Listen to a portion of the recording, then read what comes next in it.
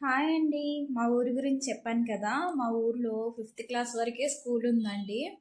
అంటే చిన్న పల్లెటూరు అని చెప్పాను కదా! నాకు తెలిసి మా ఊరు మొత్తం మీద ఒక 200, 250 హౌసెస్ ఉంటాయి అంతే. అంతకన్నా ఎక్కువేమి ఉండవు.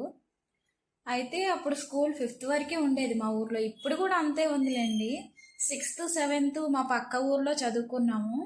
మళ్ళీ ఎయిత్, నైన్త్ మా ఊరు నుంచి 6 కిలోమీటర్స్ దూరము మక్కువ అని. అక్కడ 10th వరకు. మళ్ళీ అక్కడి నుంచి 10th అయిపోయాక ఇంటర్ కాలేజ్ కూడా ఉంది అక్కడి నుంచి. కాకపోతే మా ఊరు నడవాలని నేను మా అమ్మమ్మ వాళ్ళ ఊర్లో ఉండి చదువుకున్నానండి బొబ్బిలిలో. ఇంటర్ బొబ్బిలిలో చదువుకున్నాను. తర్వాత నాకు చదువు ఎక్కువైందని ఇంక అంతే ఆపేశాను. తర్వాత ఇంకా చదవలేదు. ఒక 1.5 ఇయర్ నేను వైజాగ్ సెయింట్ జోసెఫ్ కాలేజ్లో నర్సింగ్ చేశానండి. అక్కడ ఉంటుంది ఇంటర్ బేసిక్ మీద. 1.5 ఇయర్ అక్కడ చదువుకున్న. ఒక 1 ఇయర్ ఆ హాస్పిటల్లో జాబ్ కూడా చేశాను. జిల్లా పరిషత్ దగ్గర మేరీల్యాండ్ హాస్పిటల్ అంటే చాలా మందికి తెలుస్తుంది వైజాగ్లో. చాలా ఫేమస్ అది. క్రిస్టియన్ హాస్పిటల్ చాలా బాగుంటుంది.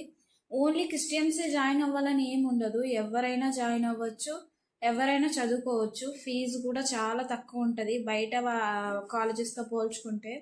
అక్కడ నేను 1 ఇయర్ చదువుకున్నానండి. తర్వాత 1 ఇయర్ హాస్పిటల్లో జాబ్ చేశాను. వాళ్ళే ఇప్పిస్తారు మనకి జాబ్ కూడా, వాళ్ళకి సంబంధించిన హాస్పిటల్లో.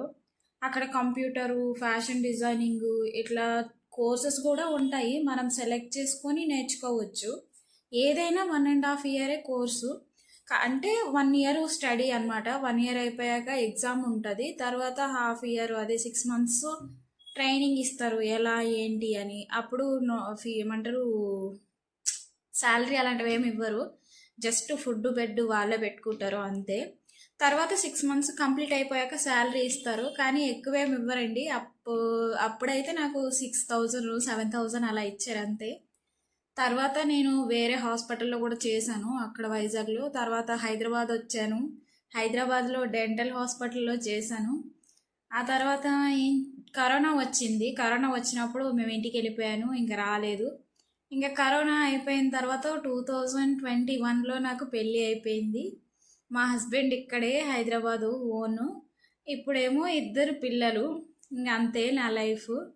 మా ఊరు నుంచి నేను హైదరాబాద్ ఇంత దూరం ఎలా వచ్చానో చూడండి. అంటే ఊర్లో అయితే బాగుంటుంది, అక్కడ సైడ్ అంతా బాగానే ఉంటుంది. కానీ ఏంటంటే విలేజ్ లాగా అనిపించదు. ఇక్కడ ఎవ్వరు మాట్లాడరు, ఎవ్వరు పట్టించుకోరు, ఎవరి పని వాళ్ళదే. కనీసం ఒక్క మాట కూడా మాట్లాడారండి.